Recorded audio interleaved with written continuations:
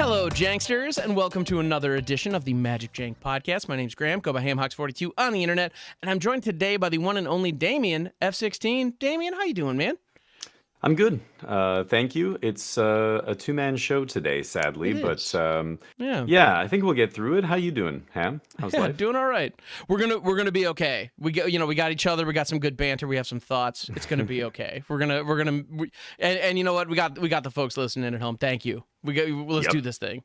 So Yeah. not only do we have a light crew today, but we also have a light news week. So there's not as much to talk Yeah. about. Unless we want to talk about the U.S. election, because I have some thoughts there. No, I'm kidding. Please don't click off. All right. Yeah, so many people so sick of talking about that stuff. It's nice to take everywhere. a break once in a while. It's everywhere. Magic. You're right though. It's dead. The news week in terms of Magic, we're kind of between.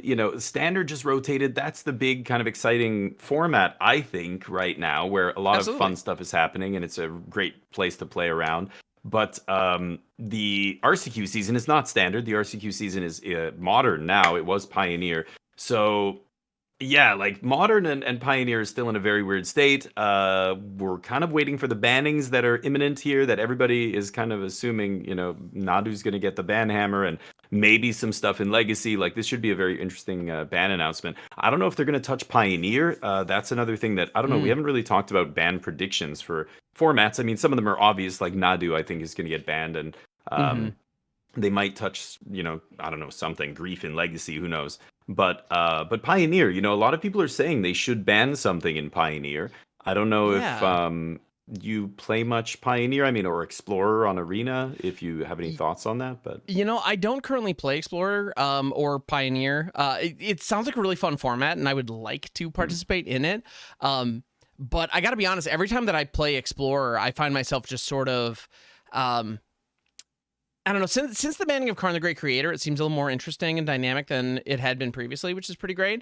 The one card that I've heard people saying is problematic in the format that I think, there's probably some credence to this argument is Amalia.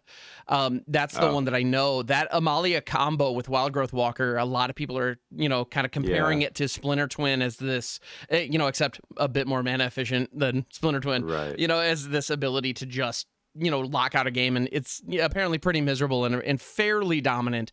Again, that's just anecdotal from what I've heard. I haven't looked at the numbers or anything like that, but I can see that. I could see that being problematic, so I think there's probably something powerful, to that. Yeah, it's a very powerful card, and definitely enabled a very powerful combo deck that is, part of Tier 1 in Pioneer.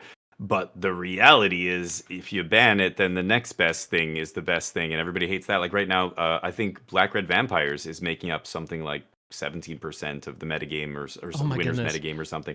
And Sorin's a stupid card. 3-mana Sorin enables that. Sorin was just waiting for this one vampire. So is the problem like the vampire they're printing? Of course not. It's Sorin, right? So you could ban Amalia. Sorin needs to go as well. Before this, the last Pioneer Pro Tour that happened, everybody was complaining about Treasure Cruise being too good for Pioneer. The Delve cards are too powerful. And that's the card I think is the number one card on everybody's chopping block is Treasure Cruise. It's too powerful for this format. And every time they print a new 1-mana cycler like Sleight of Hand into Standard, or in a standard legal set, suddenly this Blue-Red Phoenix deck becomes the best deck. It was not only the most played deck at the last Pioneer Pro Tour, it had the highest win rate. That's danger zone when it's 20-something, 30% of the metagame, and then at that time, and then is still like everybody's gunning for it, and it still has a super high win rate. That's not good. So this is the problem with these kind of older formats. Modern has the same issue where, you're right. They could ban Amalia, they could ban Treasure Cruise, and then Lotus Field's the best deck. And then they have to, and then it's like some other combo deck. There's a bunch. We haven't seen Abzan Greasefang in a long time. That's another. It's a little slower than Amalia, so it just totally disappeared as soon as Amalia kind of hit the scene. Same with Lotus Field. So did you just ban enough so that you dial it back to Greasefang being the best? Is that where you want to be? Yeah. I don't know. Well, it's what I mean. And Nykthos is still insane. Like you said, Karn, things did shift, and you're right. Mono Green kind of fell off, but Nykthos is still the engine in Mono Green. Karn was one of their best cards, but that engine's good enough. Now we're seeing Mono Green come back and have a resurgence because Nykthos is another card that's just very busted and will continue to be busted almost no matter what happens. So anyway, so these formats, Pioneer, I know a lot of people are sick of it because it's been a very stale metagame for a long time, and Modern. Standard's been great, though. I know we've been playing the Yes, standard ladder. Maybe we could talk about standard a little bit before we jump into some other news. absolutely. Yeah, What no, have you been I'd love jamming? to. Tell me. So so this past week I decided, you know what, I'm gonna discover something new. We're gonna just buckle down and come up with some kind of new crazy thing. And one of the challenges that I'm facing as a brewer is trying to find engines that people haven't discovered before, because I've realized that, yeah, you can build some kind of goofy weird deck, but at the end of the day, if it has up the beanstalk and leyline binding, it's going to feel like domain no matter what you're doing at the top end. It just is. Right. And it's funny that you mentioned Nykthos. In older formats, that's, I've done all kinds of weird stuff that's been fueled off of Green Devotion Nykthos. Like, it's not, so that's one of the kind of the brewer's dilemma, is how much do you deviate from the established mechanics and or the established kind of what is a brew, really? I mean, how different do you have to be before it's a brew? What do you call it? I don't know. And that's something that I've had taken issue with in the past, where people would be like, oh, this is my weird combo deck, and you look at it and it's just like a tier 1 Azorius control deck that has just a suboptimal finisher, and it's like, come on, man, what are you doing? So, one pet card and that's it. One it's a pet brew. card, Like putting out a totally pet card does like, not. Yeah. Like, okay, I mean, if your definition of a brew is that I will not be able to find that exact 75 anywhere else, okay, fair, I guess. But like, that's a pretty low bar to clear, Yeah. So in trying to find something that is kind of new and fresh, that's really a challenge right now, and that's part of the problem with the or kind of the challenge that I see with the 3-year rotation cycle. It's like the core engines that are really good, we all know them. And so I've there's a part of me that kind of has accepted that if you can't beat them, join them. And the deck that I've been playing a lot recently, that I found some success with last week, is it's a Smuggler Surprise deck, because of course it is, but it's using Rottenmouth Viper. So it's a Smuggler Surprise Rottenmouth Viper list, where the idea is you're not even trying to cheat the Viper in early. You're not even worrying about its cost reduction. You're simply trying to just drop it in alongside an Elish Norn Mother Machine, or like Voltborn Tyrant, and just like get get all those triggers simultaneously. That's kind of the idea. So and, how many colors are you playing? How many colors is it? Fun fact, it's Selesnya. The Viper is the only black card in the whole thing. So I would say it's 2 with a splash. Yeah. Oh, wow. I was expecting green-red or Jund, but because a lot of those Smuggler Surprise decks were green-red. They're playing Terror of the Peaks and all this stuff. But you're playing Selesnya, so you've got Elish Norn to double the triggers from all your big ETBs. So what are the big payoffs? You're not just kind of killing them in one shot with, Calamity or with Terror of the Peaks. No. Now you're like, how are you? Yeah, the Viper's part of the deal. So the hope is, the dream scenario is end of their turn, you Smuggler Surprise in an Elish Norn and a Viper, you get 2 triggers on the Viper. And so they have to deal with 3 blight counters, 1, and then a separate instance of 2, and then the following turn, which is your turn, you get to attack with it. So that's the idea. It's 3 triggers, because I thought it was 2, but then I see what you mean. So it first hits, 1 blight counter is applied, they have to respond to it, and then 2 counters are applied, they have to respond to it again, and then you untap and then go to combat and swing it again. So that's kind of the idea. You end up with piling a whole lot of those Rottenmouth triggers simultaneously or all together, and you could throw 2 Vipers down potentially as well. Like it can get silly. The reason that I mention that I'm not being as creative as I normally like to be is the main reason that it's white is because I'm running Sunfall, Temporary Lockdown, and Elspeth's Smite in the main. Oh, so you're like a control, almost like a ramp control. It's a straight up white-based control deck going up into the Smuggler Surprise. I like that. I like that. How has it been performing against the field? Shockingly well, I got to be honest. We've got the lockdowns, and it's funny. I made an observation while I was trying to brew another deck that I'll discuss that was not as successful.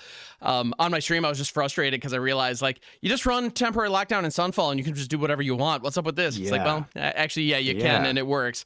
And I just accepted that. And they're so effective against so many decks. Like we were talking about this a few weeks ago on the podcast, and I'm like, I just want to play a Temporary Lockdown deck. Like there are so many decks on the ladder that I run into that are just like cold to Temporary Lockdown. Now, some of them are now playing. It's funny, we mentioned last week you were talking about Jund Roots, Insidious Roots, and I was like, maybe you should just play Haywire Might in the main. You're siding it in every match. And I have and I've been playing against it on the ladder. I played against 2 people with Jund Roots combo, and they had Haywire Might in the main, and I'm like, I've seen Lauren in the main decks now. I see, just because people know you have to be able to deal with things like Temporary Lockdown. Leyline Binding hasn't gone anywhere in Standard. You got to deal with that. And I'm not surprised. I'm not surprised Sunfall and Temporary Lockdown are doing good work for you. So it works. I like the shell. Yeah, it's It's interesting. it's Just this, shockingly effective. The other element of it that I really enjoy is I'm running 2 obstinate Balots in the main because discard is so prevalent in best of in the one. main. In the main. Whoa, Well, and the that's number, well, it definitely worked better, last week. I think the more I play, the less I see that discard deck, but that mono black discard deck was yeah, everywhere for a few days. And so those Balots yeah, they were eating good, man. It was kind of ridiculous. There were plenty of times yeah, where it's like, I sure. have a 2-land and a Balot in the opening hand going into a best of one game. Like, I don't know what we're going up against. This Balot's probably going to hit the field, though, so sure, we can run it out. It'll be fine. Yeah, And I've a seen a number of lot of the times, like, discard Hopeless decks. Nightmare on 1. Sweet, let's go. Yeah. It was But great. main deck. Ooh. Yeah. So I don't know. I guess maybe the decks I'm playing against, I'm not too concerned about discard. I think the discard deck is Yeah. not one of the best decks, and it's I just agree. something people are trying because they're experimenting with that black talent, the whatever it's called. Bandits That's the talent, name. yeah. Bandits talent. The talents are nuts. The talents are dominating standard. I just Yes. wrote an Oh my article about goodness. this actually on MTG Circle, and I'm talking about how they're just everywhere, and so that's why you're seeing a lot of this main deck enchantment hate. Now the black deck, I'm gonna take a little aside here to talk about this because Please. I got into a big discussion with this. People were like, "Oh God, why does Wizard on my channel?" I run into this a couple times. People we're talking about the different decks that we're running into, and people are like, "I hate this discard. I hate discarding. I it's too much. They have too much discard. They rip apart your hand. Then what are you supposed to do? This game's stupid." Like the usual newer players mostly, right? This is kind of what new players will whine about a little bit, and same with whining about counter spells, whining about sweepers. I mean, there's always a post on the subreddit saying this. But the black discard decks, yes, it's annoying that they're making you discard, but try and imagine it from a different perspective. These discard decks have so much discard that by the time you get to turn 5, maybe 6, usually like 4 to 5, you're out of cards. They've made you discard. But all of these cards are trading 1 for 1. They're never trading 2 for 1. So your opponent is also out of cards. And when you're both out of cards, you're both top decking, the person who draws action instead of more discard is going to be favored. So the black deck, as soon as you get both empty-handed, they can't, like, half their draws are dead. All the duresses, all the other stuff they pull off the top is dead. And they're really just relying on this bandits talent to try and ping you out until, at the end of the game, and hoping you don't draw something huge. Like all these other ramp decks, Domain, like the deck you're talking about playing Smuggler Surprise, like when they get you empty-handed, you're top decking and they're top decking, except you have so many more hits than they do. Like half all this discard is bad.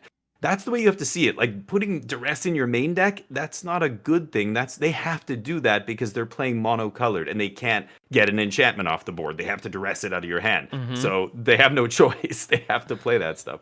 But don't sweat it. This deck I don't think is a great deck, but people hate playing against it. They just hate having their hand ripped apart. But I've seen that deck wane a little bit. I know the most played deck, according to MTG Top 8, the last 2 weeks of real world data and Magic Online challenges, everything that we have actual data for, 17% of the standard metagame is taken up by one deck. The most popular deck over the last few weeks, green black midrange. Golgari midrange, which is a very good deck. Speaking of talents, that Innkeeper's talent really gave it a giant power spike because that deck did not have a power spike. It was a really grindy mid-range deck. So Domain and other decks would just go way over the top of it, and it just was abysmal against Domain and other late-game decks.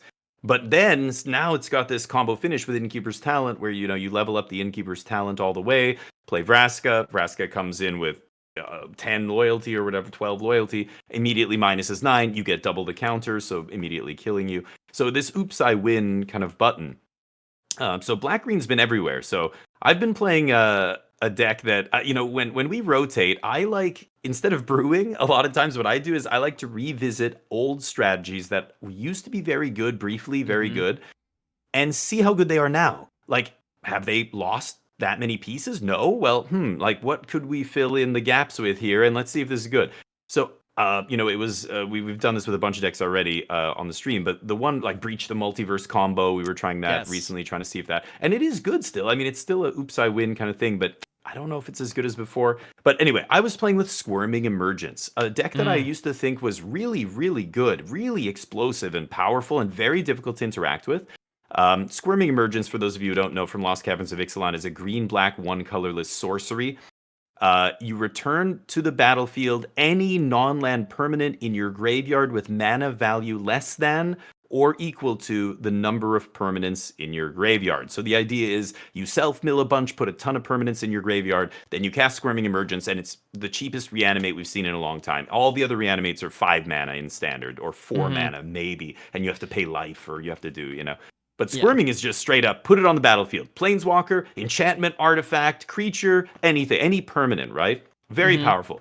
It disappeared from standard a year and a half ago because people started packing a lot of graveyard hate for Teamer Fireballs and other decks that were more powerful and and use the graveyard. So there was too much graveyard hate. You couldn't really get away with this. Now, Squirming Emergence has been insane for me. It's so powerful and nobody is playing graveyard hate. It's just like the artifacts deck when I was I'm like, hey, Simpson is a great, deck if nobody's playing artifact hate, and that's kind of where we're at right now. You see it, doing well. It took down a challenge a couple of weeks ago. Squirming Emergence, I don't see it anywhere, but boy, nobody is targeting graveyards right now, and man, is it good. It is turn 3 Atraxa, like turn 4 Atraxas very consistently, and a lot of decks just cannot beat that. Portal to New Phyrexia, you've got one with the multiverse, these big, huge, heavy hitters. Just recently, I got to Mythic with it just on Friday, and when we got there, we started testing Lumra as well. On the top end. It ETBs, it self-mills when it ETBs, so you get a bunch more permanents. Now, it's a weird one, because it pulls the permanents out of your deck, out of your graveyard, which is not what you want. Like if it's taking half the permanents out of your yard, you're not able to reanimate what you want with Squirming.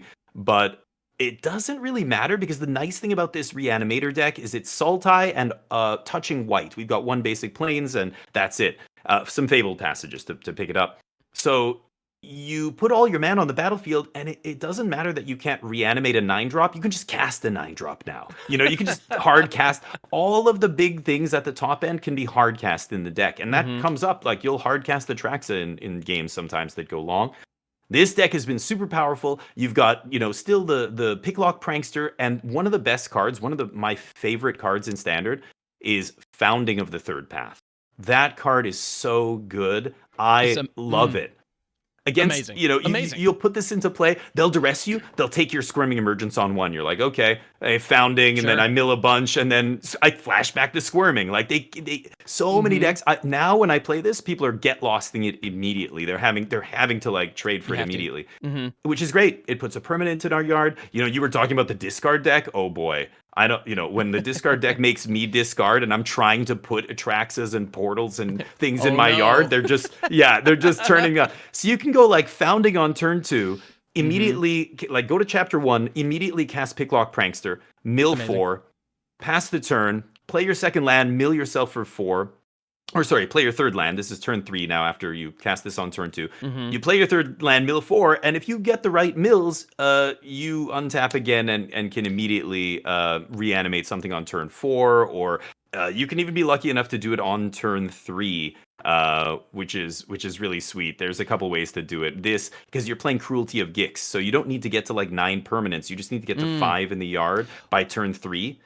Yeah, and that's the thing that's so amazing right now is so many cards that are milling or cards that are reanimating are permanents, and so Squirming Emergence sees them. You mentioned Cruelty of Gix, which is an enchantment. You have the Picklock Prankster, which is a creature in the graveyard, even though it's the instant that you're playing, and then what else? There's another one it's already gone. The Somnophage from Wilds of Eldraine as well. I don't know if it's in your build, but it could be. That's another one that does the thing. So it's kind of amazing. You can have it so Squirming Emergence, the only non-land permanent in the entire deck, and with the Founding Third Path Picklock Prankster, you're putting 8 permanents into your graveyard. You add a Fabled Passage to the mix. That could, if you hit the perfect sequence, be a turn 3 Portal to Phyrexia. Like that's bonkers. Yeah, I've done it. Yeah, and another banger in this deck is Wail of the Forgotten. Holy crap, that card is so insane. When you get to, again, it's perfect on 2 because you can go Founding of the Third Path, cast Wail for 0, and just Founding lets you cast 4 mana worth of spells on turn 2, full stop. That's what it does every single time, which is crazy. You're already just pulling way ahead. You wail to the yard, then Third Path mills you. Then you can just, you didn't hit a Squirming Emergence or you don't have enough permanents. You wail sometimes without anything to reanimate. Even just 8 permanents in the yard, getting all 3 modes is so insane on this. I've bounced a permanent and forced them to discard it while also you doing this Ponder that's like better than Ponder because you're filling your yard. And and then you flash it back, and Oh you're my just like, goodness. sometimes when you don't have the way to just go off, you just grind them out with whales over and over. Now, the Insane. trick to this deck, for those wondering, or trying to build something like this, you really must maintain a certain threshold of permanence in your deck. A lot of people will suggest things to play in this deck. They'll suggest Mm-hmm. sideboard cards,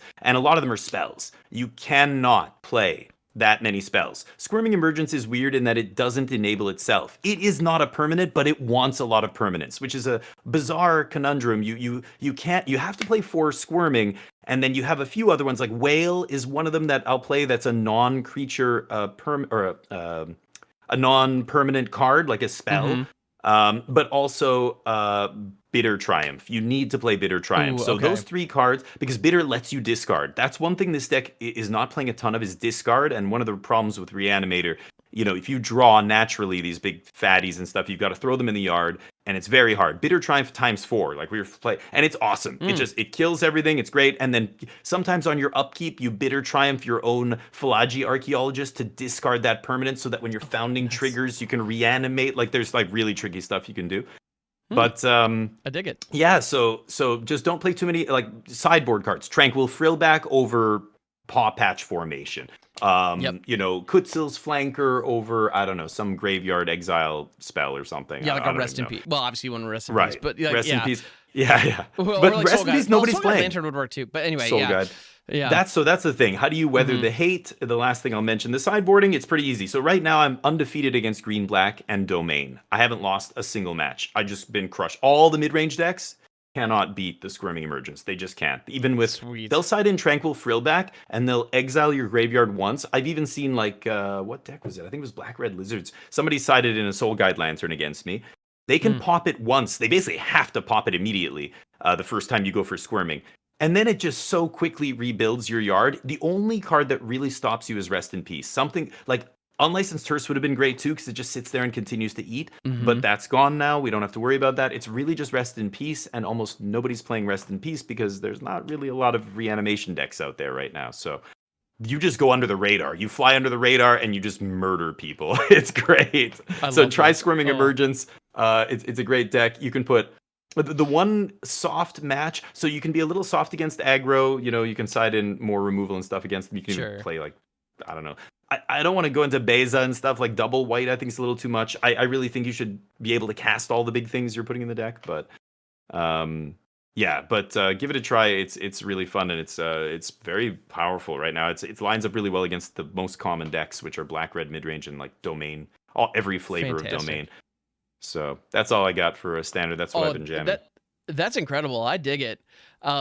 Yeah, that sounds amazing. I'm glad, and I also love that approach when rotation hits. Look back at some of those old like flavor of the week decks, or those ones that kind of made a splash and then disappeared, and see, okay, is this shell still here? Can we maybe revisit that? It's fun to see. Yeah. Founding the Third Path too. Like I need to keep talking about how good this card is, because I even have historic mill decks that use this alongside Glimpse the Unthinkable and stuff like that. It's bananas. I think this is one of the best mill cards they've made in a long time, and just people still don't expect it or go for it.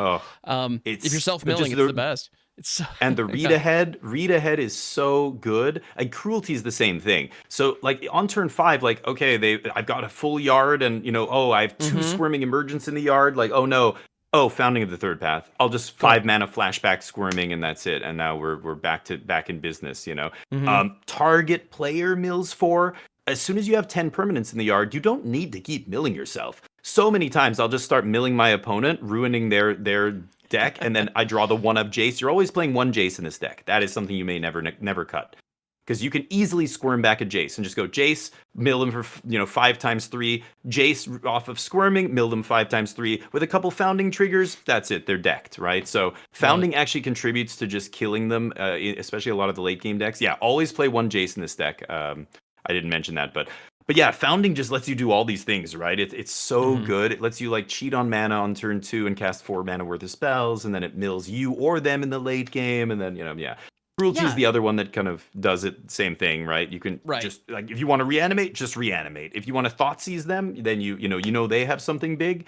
You start with, or you need that thing, you go straight to chapter 2, Demonic Tutor, find your whatever, Squirming Emergence. Mhm. Also, like I said, you just need 5 permanents in the yard. So, by turn 3, sometimes you mill Atraxa, Cruelty, a couple other permanents, but you don't have 7. You've only got 5 permanents. Well, then you just, Squirming Emergence the Cruelty, Chapter 3, bring back the Atraxa. And even though you only Boom. had 5 permanents, you still get the Atraxa or the whatever huge thing. It's too bad. It can't bring back Planeswalkers, and it can't bring back your non-creature permanents like Portal and one with the Multiverse, but that's still Yeah. fine. I've seen people play Invasion of Tolvada here. I think that's worse. I think having the optionality to Thoughtseize them or Demonic Tutor is so much more powerful than just only being able to reanimate. Mhm. But and it's white. Like, I'm trying not to play too many white cards. I have an Elesh Norn in the board, and really Atraxa is the only white card in the deck. But Nice. anyway, that's the lowdown, the deck tech. That's all I've got. I But dig give it a it. shot. I will. That absolutely sounds Yeah. right up my alley. I love all of this. Yeah, Yeah, very as cool. long as no rest in pieces, then it's good. So I do want to throw out one brew that I attempted this past week that was an abysmal failure, but I want to put it out there because I'm willing to speak of this again, despite what I may or may not have said on stream, because it felt like the top end power is there, and I felt like there was something there, but my build was just awful. And it was actually built around Eluge, the Shoreless Sea. So I was trying to make Eluge work. And there are 2 synergies with Eluge that I think are notable that I want to find a way to do. So, dear listener, this is a call to action. If you've got ideas, please leave them in the comments, hop into our Discord, tag us on Twitter, do whatever you got to do. Just like get this information to me because I want to make this work. So I was trying to make Eluge the Shoreless Sea work alongside, well, because I'm an idiot, Vesuvan Duplimancy. And so the whole idea was make multiple copies of Eluge, and as each one enters, you add more and more flood counters to your lands. And so you get to a point where you can basically like free cast 6-drops off of it, was kind of the thought. What I found was by the time I'm at that level, I'm already like so far ahead, it's not even funny. And it was kind of like, it was very much win more when it actually worked. Every time it did do the thing, I won the game. But I didn't do the thing very often, and it was pretty unfortunate.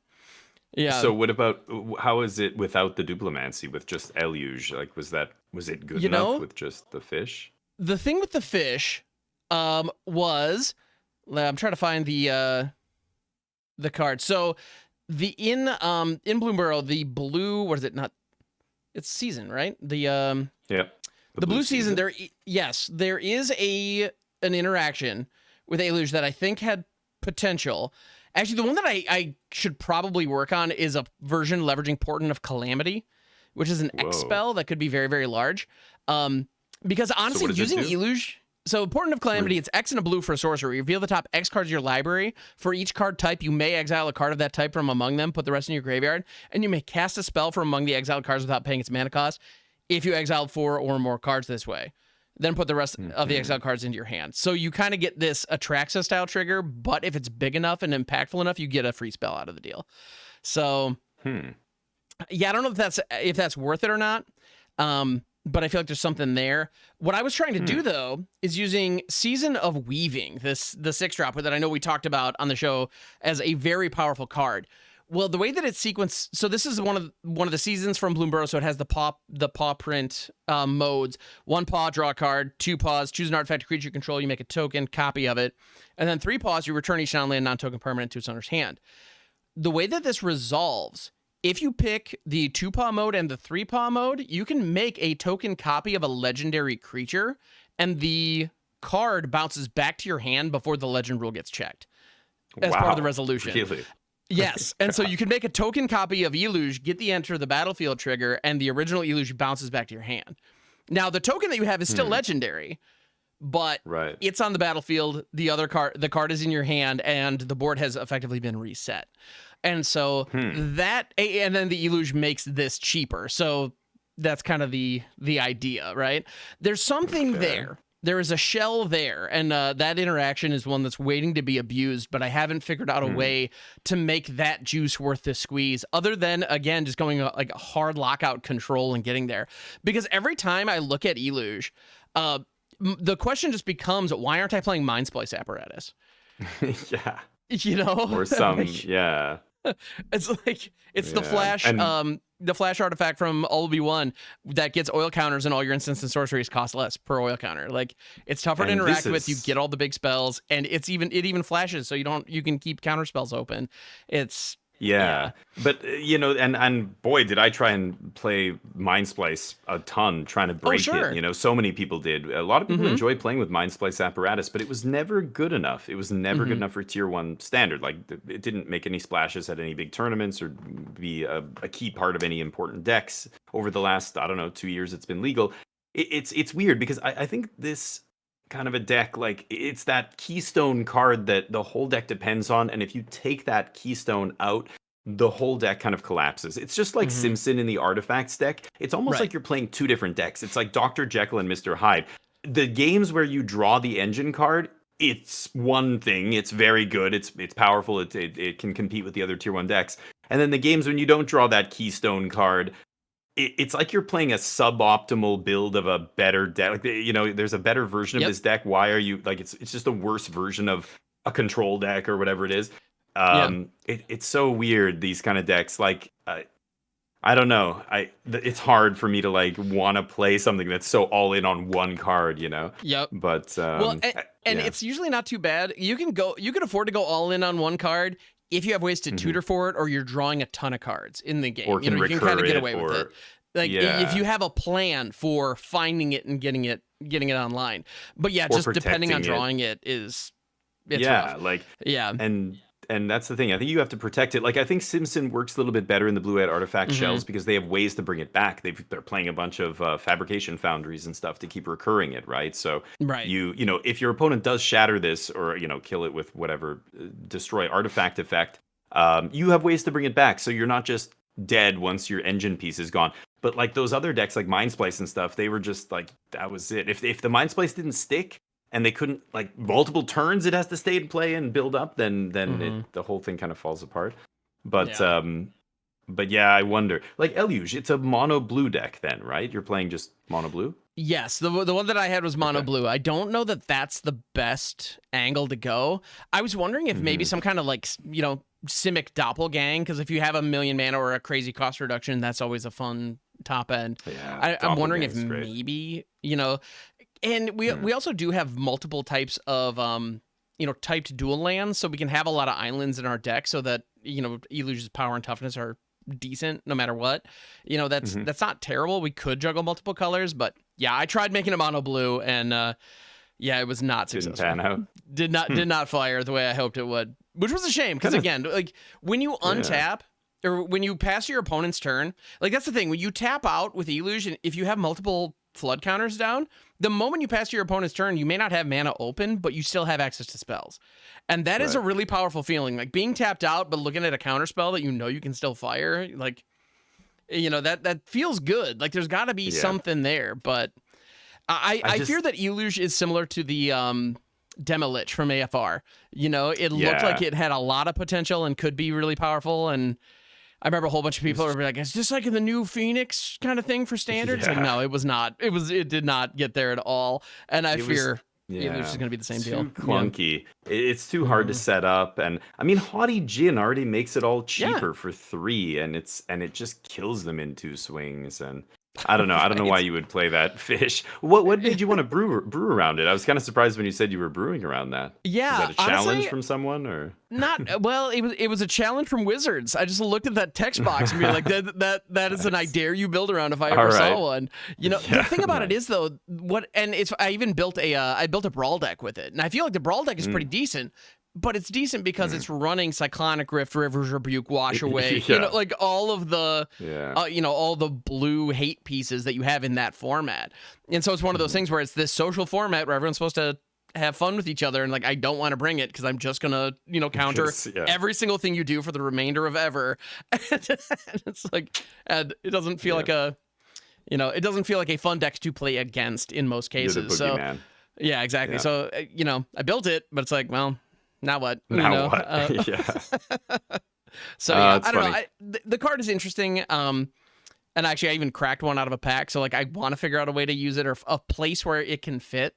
Nice. But yeah, honestly, it's probably Nope. just it's just not there. It's just not, you know, and I got to accept Too that many commander cards. and move on. Yeah, it's a fine commander card. You know, if you're Yeah. doing the flood counter thing in commander, go nuts, I guess. Yeah. Yeah, and in standard, I mean, there's still tons of interesting decks you could brew up. I see new Mm-hmm. stuff all the time, you know, on the ladder and stuff. Not all of it looks great, but a lot of people still having fun. So it'll be really interesting to see where, you know, it ends up going before we actually Definitely. have some real data and some competitive, you know, stuff going on. But Mm-hmm. right now it's just, yeah, the Wild West. Yeah. So I think a narrow deck can work, whether it's a deck that's using the graveyard, like the one I was talking about with Squirming Emergence, or an Yes. artifacts deck, or there's some niche stuff that I think is good right now because, well, everybody's focused on killing enchantments. So right now, Oh yeah. enchantments, those talents are kind of taking over standard. So when everybody focuses on Mm-hmm. that archetype, like there's some splash damage there against artifacts. A lot of stuff that does kill enchantments hits artifacts as well, like Frillback and Lauren and Paw Patch or whatever. Is Paw Patch? No, Paw Patch I is don't know. only Paw Patch enchantments. actually, yeah, Paw Patch can only hit enchantments, which is interesting because most Right. of those kind of broken wing style effects can hit artifacts, but it Yeah. can't. Yeah. Well, and I mean, when you have So things like Caretaker's Talent running around, I mean, we talked about that Boros control list that was making waves. I've been seeing that so all good. over the place right now, and it's Yeah. excellent. If the Caretaker's Talent can go unchecked. If the Caretaker's Talent goes Yeah. unchecked, it feels like going up against like an Up the Beanstalk that's gone unchecked. It has the same kind of vibe where it's just, you're just Oh, drawing yeah. extra cards every single turn, like your turn and my turn half the time. It's like, I just cannot keep up.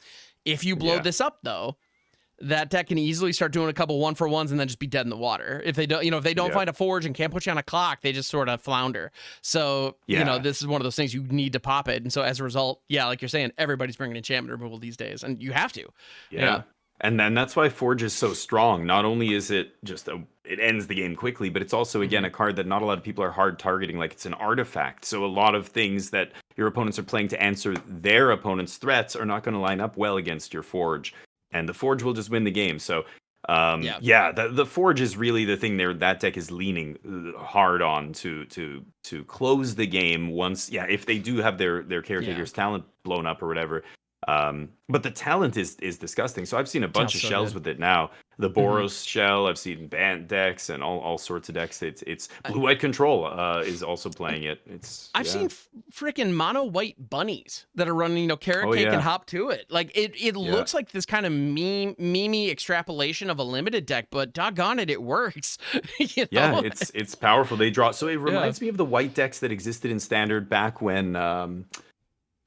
This was like pre-banning, pre-Fable and Bankbuster banning, but there was a time when, it was a mono-white control deck. It was very late game, playing 8 Field of Ruins, right? And they were playing Sarah Paragon. You remember that, right? And that Pro Tour with that deck being, a common choice had more draws, more players went to time and drew than almost any other Pro Tour in the last, I don't know, recent memory or ever, I can't remember. It was a ridiculous number of draws. And a big reason why was that white deck that's this new white deck that's playing all this like card draw and carrot cake and stuff is very reminiscent of that other white deck where they're using Paragon, they're grinding you out with all this value, but they can't close the door. Like Beza's fine at stabilizing, but it does not win the game very easily.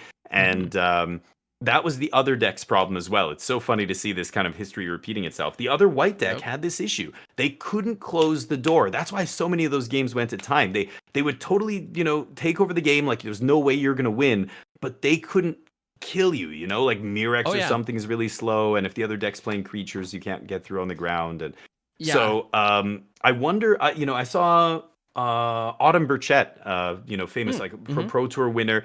They were playing a version of white almost like the version they top 8'd with in that Pro Tour, where they were playing like a mono white kind of control shell, splashing black for 2 cards. Breach the Multiverse ×2 in the main, and Duress in the sideboard. And that was it. Everything else was just this mono white deck. But Breach gave you this way to just go, okay, slam the door shut. Let's end this game, right? I love it. So I like that. I think the mono white versions are suffering from the same problem. They're playing like the Eternal Wanderer on the top end. That does not end games fast enough. Archangel Elspeth, it's like it's really slow. You need to. I would be splashing black and just slam a Breach in there or something huge to just go over the top and either deck your opponent or kill them with something out of the graveyard. So we'll see. Yeah, but Yeah. I like it. I've seen a bunch of that white shell where, yeah, carrot cake, caretaker's talent. But I'm Mm-hmm. playing against it and they're just like spinning their wheels the whole game. And I'm waiting for them to like kill me and they just can't do They it. just don't. It's Yeah. funny. Well, yeah, I mean But the number of times I remember that mono white deck very clearly because I remember playing a lot on the ladder against it, and I was even doing yeah. commentary for the pizza box at the time, so they would be and the number of times where it's just the Wandering Emperor would just end up having to rock out a Oh, yeah. samurai and just like you get to a point where it's like, okay, that's like a 5-turn clock. Come on, little samurai, finish this thing, please, because we can move Yeah. on to the next game. Yeah, it was kind of amazing, and yeah, something similar. Man, white is so good at stalling. It's so good at Yeah. stalling. Yeah, they are. Yeah. Anyway. And back then, I mean, there were a lot of ways to punish people's mana bases. Now, I guess Domain's still out there and stuff. Yeah. You can punish them a little bit, but Yeah. a lot of aggro decks and stuff aren't going to be hurt by that. So, and they only have 4 Field of Ruin effects now instead of 8, which is nice. But. Right, and even multicolor decks these days are using effects. Now that Fabled Passage is in the mix, I think a lot more even multicolor decks are running more basics than they used to, just to take advantage of that. So yeah, so all of a sudden the demolition field loops they don't get there like they used to, because it got to a point where those were just strip mines, and that's that. Well, yeah, and at that time, like Esper Rafine was one of the best decks, and they played 2 basics, so you could definitely mana screw them out of the game. But that's not, there's not many decks that are playing only 1 or 2 basics now. I mean, a lot of the best decks are 2 color or 1 color, or the only outlier is Domain. All the other decks are pretty standard. Like they're playing like 10 basics or 8 basics, 6 basics. You're not going to mana screw them. But a lot of interesting stuff happening. The white deck, the discard decks, Reanimator. You can do whatever you want in standard right now, and even do something narrow, because not a lot of people have a wide range of hate cards in their sideboard. Not everybody's packing graveyard hate or artifact hate or what have you. So go nuts, make something goofy. Speaking of goofy. Goofy. They released the Alchemy cards. Alchemy. There are Alchemy cards. It's coming, I guess. So Bloomborough Alchemy is on the horizon, and we were even debating on whether or not we wanted to touch on it. And in reality, though, I think there's something very interesting going on with this particular release that I think is very worthwhile. So in the past, when Wizards would do an Alchemy set, they would actually reach out to creators and they would do an individual, individual previews, just like they do with the normal sets. And I know I was privileged to get one.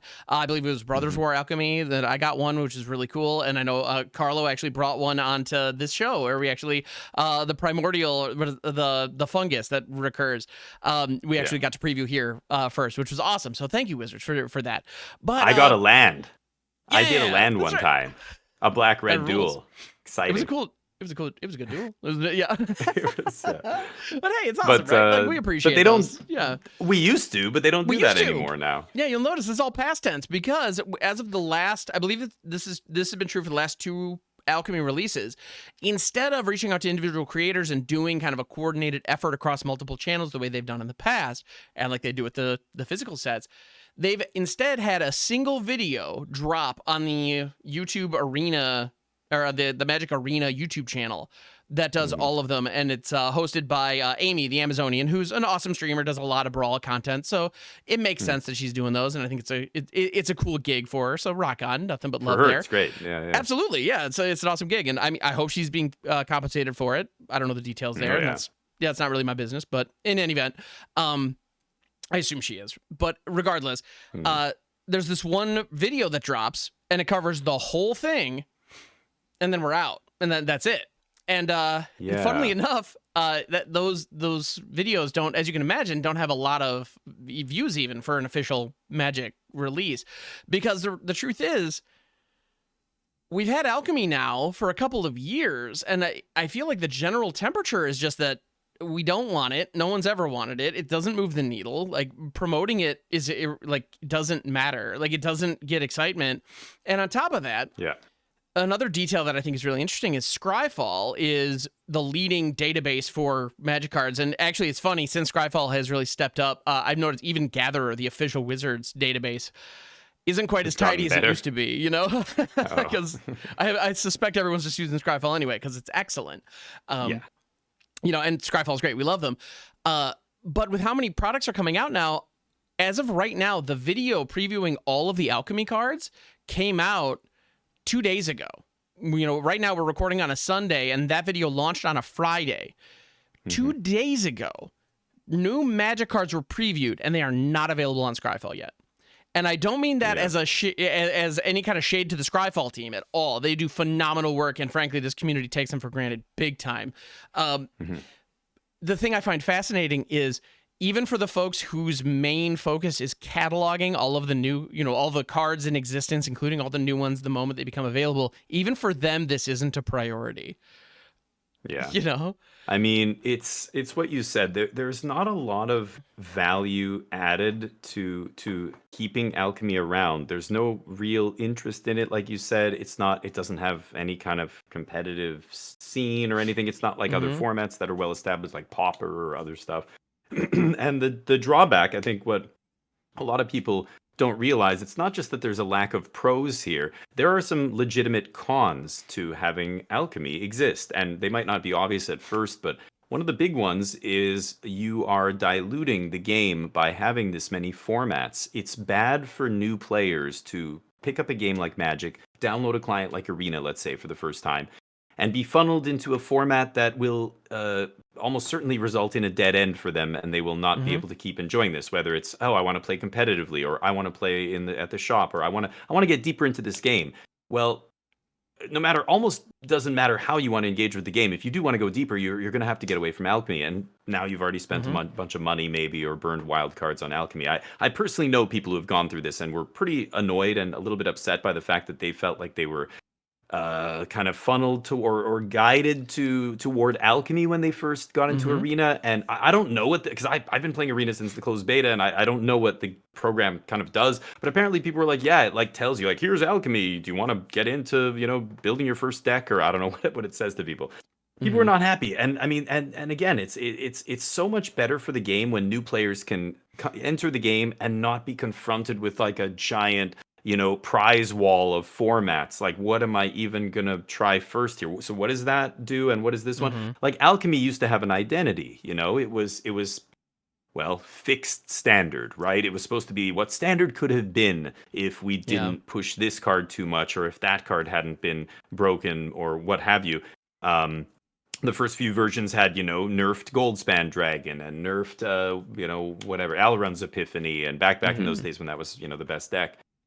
But now it's completely lost any sense of identity that it ever had. Like, adding Lord of the Rings to it just made it something else entirely. Like, it's not standard at all anymore. So what is it? Like, it has no real life parallel. It's just like a sandbox format, but we already have historic. Like, why do we need 2 sandbox formats? And then, of course, there's these cards that get released. I didn't even know they were released until you just mentioned it to me today. Do you want to cover some spoilers? And I'm looking at some of them, and the designs, I mean, we can talk about the card designs in Alchemy and stuff, but they're not that interesting. They're not that amazing to me. A lot of them are very reminiscent of or either cards that already exist or cards that could exist in real life. They don't even need to be digital only. This has been kind of the complaint with Alchemy since it was conceived as well. A lot of the cards they've released have been like this.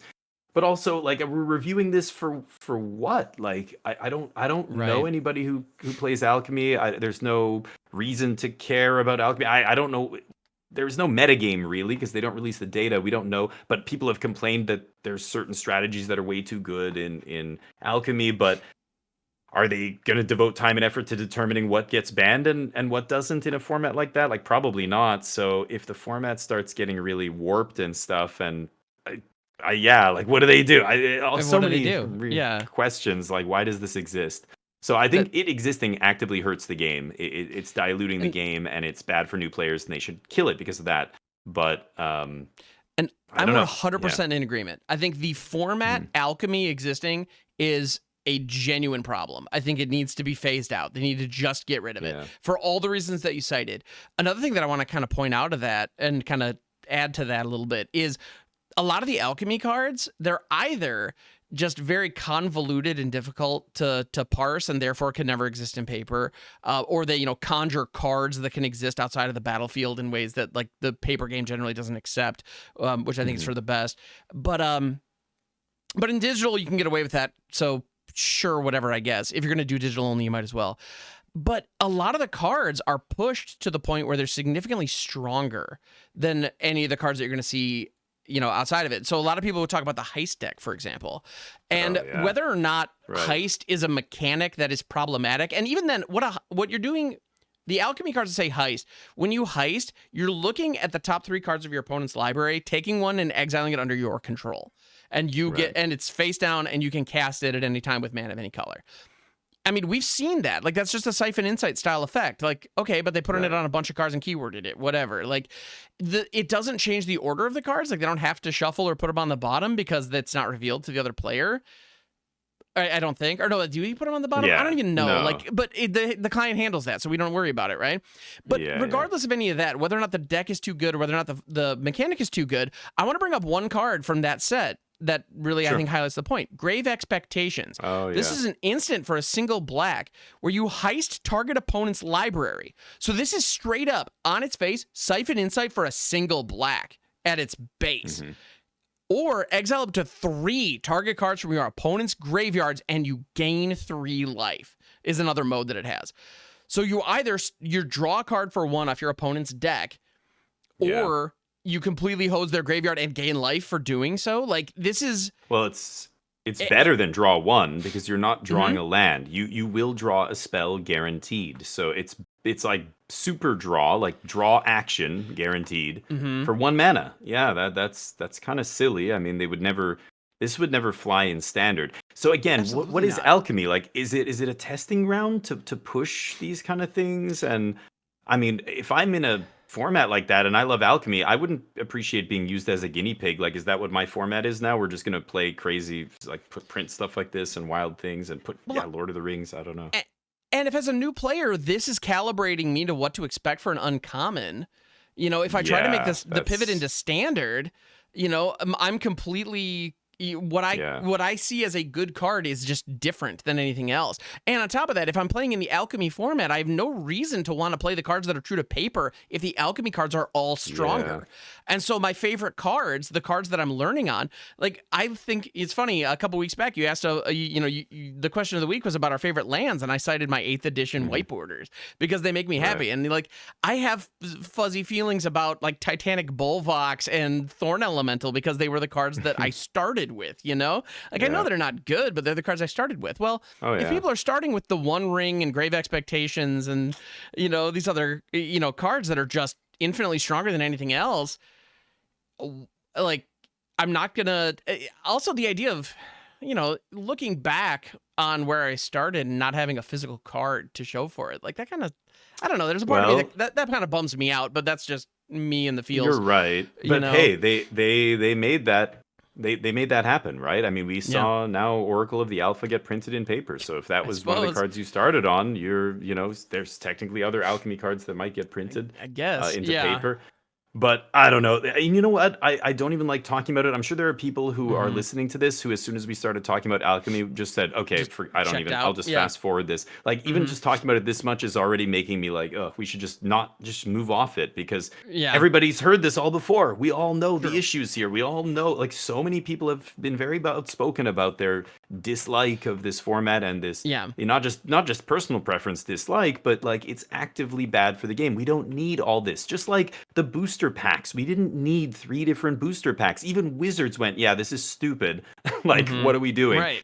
Now, are the play boosters a good solution? I don't think so, and we can argue that all day, but at least there's not 3 different boosters. It's the same thing with formats. Like I said the same thing with Historic. When they did no banned list Historic, and people really responded well to it. They said, this is sweet. This is what Historic could be. Oh, like, with no banned list? Yeah, this is awesome.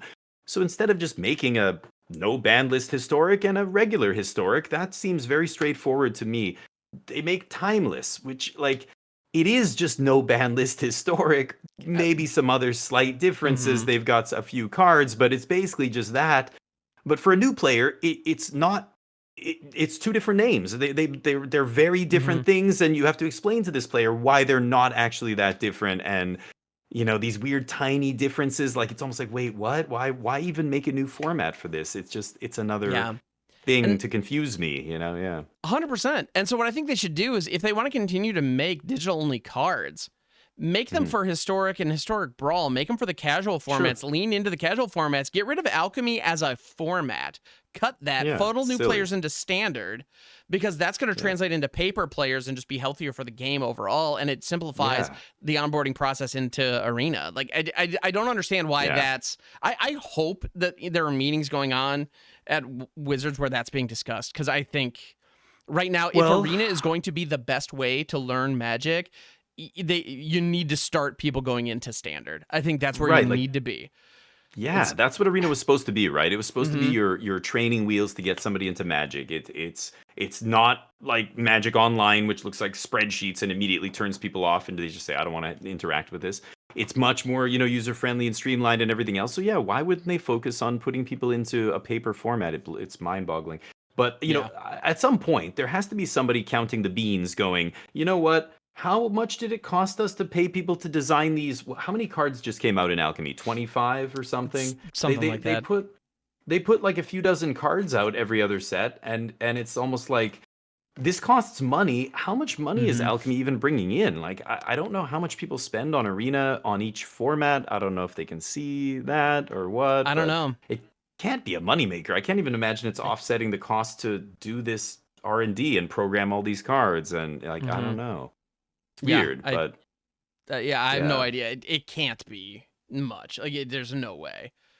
Do you want to pick one of these or two of these and talk about any of these Alchemy cards? I mean, some of them might be interesting. To kind of give folks an idea of what we're working with. So there's one of these cards, and let me see if I can get it aligned with the OBS for the visual folks. Yeah. So one that I think really illustrates our point is an instant called 3-Tree Battalion. It's an instant for 3 and a white, and it has you look at the top 6 cards of your library. You may put a creature card with a mana value 3 or less from among them onto the battlefield, then conjure a duplicate of that card onto the battlefield. The duplicate perpetually has base power and toughness 1/1. Put the rest on the bottom of your library in a random order. So if that sounds familiar, it's because it's Collected Company, but this time in white, and instead of getting 2 creatures, you get 1 with Offspring. Is effectively what's going on. Yeah. That could be powerful if the thing you're hitting is really busted and you get 2 of them, but 3 or less, I don't know. Yeah, and it's a 4 mana instant that puts 2-3 drops worth of stuff into play. So if you had a Werefox Bodyguard or a Brutal Cathar with this, okay, that could be like that. That's decent, and there are plenty of good 3 drops out there, but like, just reading this card, look at all the text on this card. It's tiny font. It's a huge block of text. And instead of the duplicate perpetually having base power and toughness, they could just say the duplicate is a 1/1, just like they do in Bloomburrow. Why did that's what makes this a digital card? That we literally have that in paper form right now. We just make a token and it's a 1/1 token instead. You don't have to say perpetually anything. I don't know. Sorry. So is it good? It's interesting. I think this could be powerful if you're flipping in something like remember when Collected Company was at its best, it was doing aristocrat stuff. It was bringing a bunch of fodder into play, and then Zulaport Cutthroat and sack outlets like Nantuko Husk, and you were sacking your whole board, and the Collected Company could get the Husk and the Blood Artist guy, Zulaport Cutthroat. So putting like 2 Cutthroats on the battlefield, that could be like putting 2 draining creatures like a copy could be interesting. I'm trying to think of like, what is the best thing? 3 drop or less. Yeah. I was going to say like something like Terror of the Peaks doesn't work, obviously. No. But that's actually, that speaks to your point, though, because a lot of the other decks that take advantage of Collected Company are looking for 2 pieces of a combo. Like you could do the Amalia Wildgrowth Walker thing. You could do a Rosie Cotton Scurry Oak kind of thing. Like you can try to set up, a 2-card combo with Coco, and this doesn't let you do that because you're only getting 1 effect. So unless there's a card out there that combos with itself, which, I mean, I've played Fable the Mirror Breaker. I know this works. I just can't think of any creatures that do that. Right. It doesn't mean they're not there. But I don't know. Yeah, and as a result, here we have a great example of a card that the design is very similar to one we've already seen before. It's less powerful than the one that we know and love.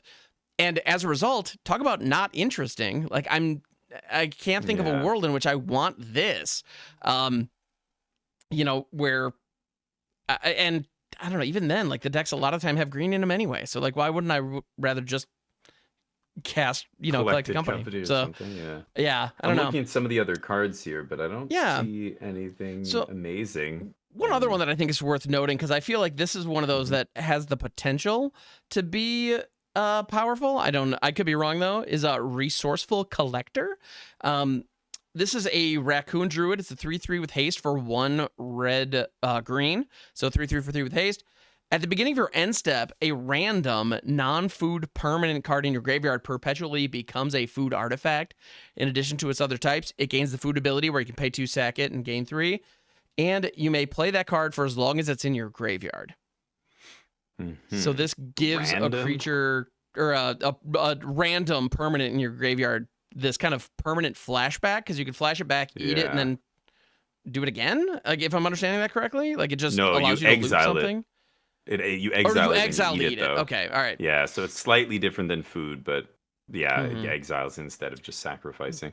But if you're sacrificing it to Um, some other effect, then it would go to the graveyard still, oh, if I'm then not it would go to the mistaken. graveyard. Yeah, and be able to be Yeah. cast again. Yeah, that's a good point. That could be a nice little, yeah, recursion engine right there. As long as you don't sack it for life, you can just keep bringing Mm-hmm. it back. If you can sack it to something else or get it off the board somehow. Yeah. So Yeah, I'm sure that's waiting to be mhm, busted. Yeah. interesting.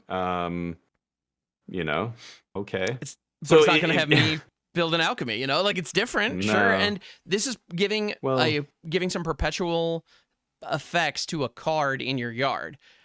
That's a good use of digital only if you're going to do it. Um, yeah. but yeah, is I this an still think you interesting could do design? this easily. You could still do this easily in real life. Sure. I mean, you could just have a finality counter enter with it or something, or Mm-hmm. I guess it wouldn't perpetuate. Yeah, so if you sacked it and it went back, would it still have that ability? I think you could easily word this to be like, yeah, if Yeah, this is you in your could. graveyard, it has this ability. It's interesting. By the way, I know you're looking at this picture. Maybe if you're watching the YouTube video, the people listening on in Podcastistan will not see the images, but it looks a little bit crooked Yeah. because these images were never released. So what Mm-hmm. Ham said earlier about them not being on Scryfall is true. But you can't even find them on the Wizards of the Coast official website. You can't find them anywhere. We're going to post a link to an Imager album that Mm-hmm. some person out there created Yeah. with screen captures of the video. The video that the Amazonian created for Wizards is the only place you can actually see these, and it's in video form, so you can't really copy and paste a list or anything. Mm-hmm. So we'll link the Imager album maybe in the Absolutely. description of this video, and you can see these cards for yourself. But if you're wondering Yeah. why it looks a little bit weird, that's why it's not from Because Scryfall or yep. anything. Yep, Um, it's just a screenshot, and in the video, it was tilted slightly for the aesthetics of the video, which I'm sure looked great in yeah. motion. Well, But yeah. and the other thing I want to mention before we move off this is, Hmm. I could speak about this card in the standard context because Alchemy, I mean, I don't know, it's still, despite having Lord of the Rings, it's Hmm. still probably more similar to I don't even Well, know. I was gonna say Alchemy maybe Alchemy actually maintained the previous rotation schedule.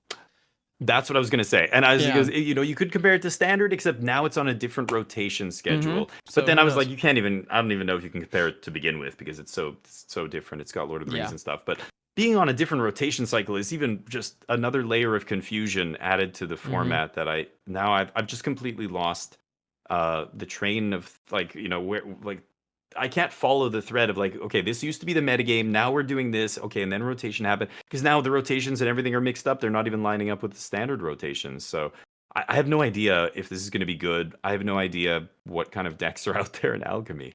Yeah, Um, I have no clue. Yeah. so yeah, if you want to This is see one the of list of those. cards, yeah, Yeah, this is one of those where I know some Jund Graveyard Brawl folks are going to be happy with it. So neat. You kids have okay, fun. Like I don't know if yeah, any DISA players out there are going to be happy to see this. Have fun yeah, again. Treat yourself. Um, but maybe it's it's funny good. because actually, this is the kind of card that would work really nicely in Commander, but it just doesn't work in Mm, paper. So but you you know, can't have it in paper. Yeah. so here we are. Yeah, it's too bad. We'll see what Yep. happens, but Alchemy not too interesting. So we touched on standard. If you do play Alchemy, go check out those cards. We'll Yeah. link it in the description, and you can take a look at them yourself. Maybe there's something interesting, or if your historic brawl deck Yeah. wants Absolutely. one of those, But yeah, other than that, there hasn't been much else going on. Is there anything else you wanted to touch on? I don't think so. I mean, that covered pretty much everything that was on my list for today. Yeah. Okay. So well, do you have anything coming up that you want to let folks know about? Let me think. September, I will be doing a 24-hour stream. I don't know. I might even go longer. My wife's out of town for a few days, so bonus. I get to. I'm Party. just gonna order food, and yep, that's gonna be my. I'm just gonna stream like crazy. So I've been I love playing. it. I don't know. I love Magic. You love Magic. We all love Mhm. Magic. Everybody listening loves Magic. But I'm a video gamesman. All right. I play them all. I love board games, card games, video games, you name it. And there's so many other games. I don't know. I like mentioning other stuff that we're playing outside of Magic. I don't know how many people listening are interested in that. If you are or not, maybe let us know in the comments. But I know you played Baldur's Gate a bunch. Mhm. I've been playing. I play a lot of other games. I've been really enjoying this Knock on the Coffin Lid. I think I mentioned it last Yeah. week. But I think you did. Yeah, it sounds familiar. there's Yeah. there's some other games that are on the horizon that I'm looking forward to. But I was going to ask you guys because I never hear you guys talk about that. Are there other games you're playing right now outside of Magic or Ooh, no? yeah. Well, it's funny. Funny you mentioned that. I'm actually. I mean, it's mostly Magic, if I'm honest. But I actually Mhm. am. I played an absolute obscene amount of Baldur's Gate, and still do. I just recently finished an honor run with a couple of friends on one of Nice. my buddies' streams, where I was just. I'm learning the joys of co-streaming on other people's channels, where I just get to Oh be yeah. like one of the crew, where I don't have to carry. It's really Yeah. nice. I'm learning to Wait, love wait. that. Are you streaming at the same time as them then? I'm not. So You're I'm not letting streaming. Okay. no. So I'm like boosting social posts and posting in the Discord that I'm live on his channel is the way that we're doing it. Oh, I see. Yeah. Okay, So no, good. I'm not. Nice. I'm not having to juggle my chat as well. And so it's funnily enough, it feels like time off, which is kind of funny. 'Cause I'm doing Yeah. the same thing that I normally do, but and I'm keeping Yeah. an eye on his chat, and I'm chatting with folks same way I normally would. But there's an understanding that Nice. like if I want to just shut my yap for a couple of minutes, other people pick it up. So it's fun. But yeah, so we did that, and we're actually that same crew is going through Divinity Original Sin 2. Oh yeah. And I have never Sweet. played that before. It's the Great. Larian game that they made prior to Baldur's Gate 3. And Right. it's fun to see kind of their style in how the game plays, but not quite as polished and in kind of with an original, combat system. And it's funny because Mhm. it doesn't really feel like D&D the way Baldur's Gate does. It almost feels like a turn-based World of Warcraft, if I had to Yeah. describe it, but that's been a ton of fun. So I'm doing that. And Yeah. I've got a couple other games. I've finally installed Fall Guys. I'll probably make a fool of myself Fall with that on Guys. stream at some point. It's just If you want to 'cause why do not? do Yeah. a team because you can be on a team in that game, right? If you ever do it, let me I know. think I used to love Fall Guys. I played it a let's lot. go. I'm in. Yeah, But I have no idea what I'm doing, and it's just fun. So just goofing around. Yeah, yeah, a lot of that kind of stuff. Yeah. I like playing these other games, but I find it so difficult to get a group of people together. Mhm. As somebody who does a lot of content creation, I forget how much time I devote to this, and other people don't have the time to devote to this kind of stuff. So having like a regular session, like for D&D or for any kind of like Baldur's Gate, even to play something Mhm. online. I used to do Tabletop Simulator, and I played a few games with some other people, and I've done others. I've played D&D on Roll20 and stuff Yep. on my stream. I'm trying to get another group together right now for D&D actually, but it's so hard to get like not just people together, but to find a DM who's willing to Oh like my goodness, give up their yes. time. So playing on Baldur's Gate is just so much easier. You don't have to worry about a DM. That's the big, Oh yeah. But I'm trying to do it in real life. It's getting really it's tough. I want to try, Mhm. but Yeah, because I'm in a yeah, couple of D&D campaigns right now as well, but they meet like once yeah. a month or every other week, and they're and thankfully I'm not DMing them because yeah, that's a lot of work. But But you're yeah. offline, right? You're not Yeah, like those are all. streaming. Well, Yeah, one yeah. actually is being streamed on Brouhaha Hmm. Gaming's channel. Yeah, they're actually the DM Oh, for that one. nice. So yeah, Oh, that's nice, that's nice. Okay. every other Thursday night over there. Yeah, so that's a Cool. good time. But otherwise, there's another one that's offline. Yeah, So we love D&D. We've we established do. It's that. great. Yeah. But there's some other games. I know a lot of Magic players. They like games like card-based battlers. There's like Hmm. Slay the Spire. That's why I was mentioning Knock on the Coffin Lid. But there's also Balatro and games like that. I don't know if Yep. you've ever played games like that, but they're quite fun actually. Yeah, I I haven't. really enjoy that one. Yeah, there's a card game that I've actually had the chance to meet with the creator of a Havoc TCG. It's one coming out. Oh, It's almost like if Magic and Warhammer 40K, had a oh, had a thing, and then 9 months later you get Havoc. It's a TCG where you have a deck, but there's also a board with a grid that you can like move units around on. It's an interesting it's an interesting twist, and the games are actually really, really interesting. I haven't quite I don't know. I got a lot of work to do on it to crack the case. It's part of the challenge with card games, right? Is you got so much to learn with the new card pools. Yeah. Yeah, you just reminded me. I'm glad you mentioned that with the tactical battlefield. I've been helping a dev test their game. And I can give away free codes. So anybody listening right now, if you are interested in joining, the game is now at the point where we're doing wider testing. Like I've played a bunch against the AI, and me and about 5 other people or 6 people have the game right now. It's called Artovia. I'll put a link to the Steam page in the description or whatever. Yeah, absolutely. But the dev, we need more people to play because we have a tournament. He's doing a tournament of this game every Tuesday, and we need to get some more people. We need to have some more real life matches happen. But basically, it's like Magic. You have a deck of cards. You have your hero or whatever you want to call, like you in the game with 20 life. You have energy that accrues every turn. You can choose to either draw a card or make an energy, and you use your energy to play your cards. You even have like a commander type character that is associated with each deck that you can play kind of out of this command zone each game. And it's like Magic, except there's a tactical battlefield, and you can actually move. There's like units that can only attack diagonally, or there's units that attack like over the top of other units. And so it's got this tactical strategy aspect. It's actually been kind of fun.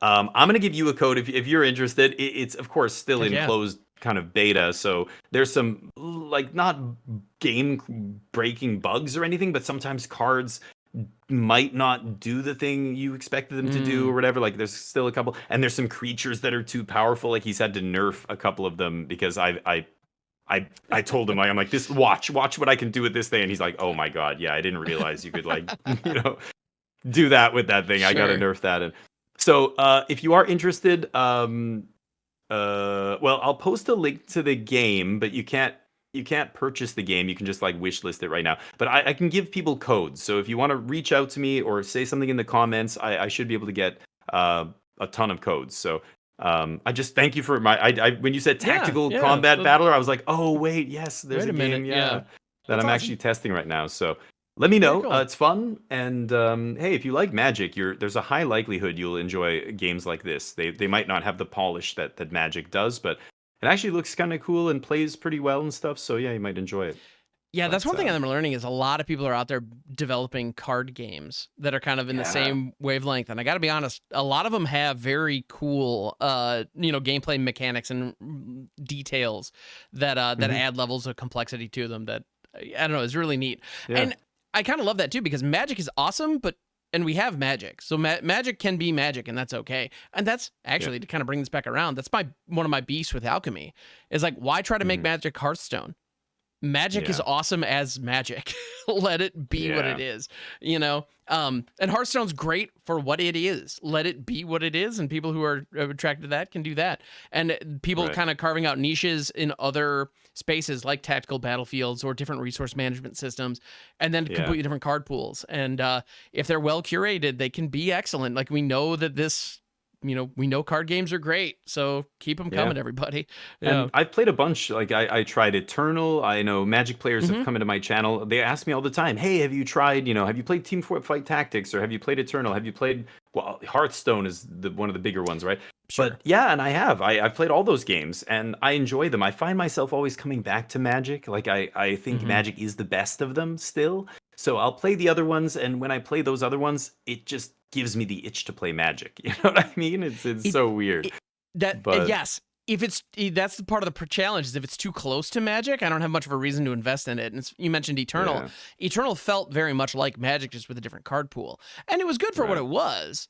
But I had the same feeling where it's like, every time I really invested, like I remember, I think I brewed like one deck on Eternal that I actually kind of enjoyed, but even when I played it after a little while, it's like, why aren't I playing Magic right now? Like Arena's right there. I think those other games, they spike in popularity when Magic is stale. So like Standard is boring, we're waiting for rotation or whatever it is. People play them because what you just said, it's like playing Magic but with a different card pool. It's like, here's a game with no metagame because there's not tens of thousands of sweaty competitive players playing for thousands of dollars like Magic. There's no metagame like that. I mean, I'm sure there's like some sort of metagame, and I'm sure the devs can see the data, but it's very like you can't go and find tons of content creators playing Eternal and I don't know. Maybe you can. I just think it would be like a very refreshing experience. Everything's new, and Yeah. that's the big draw for it. But it's funny.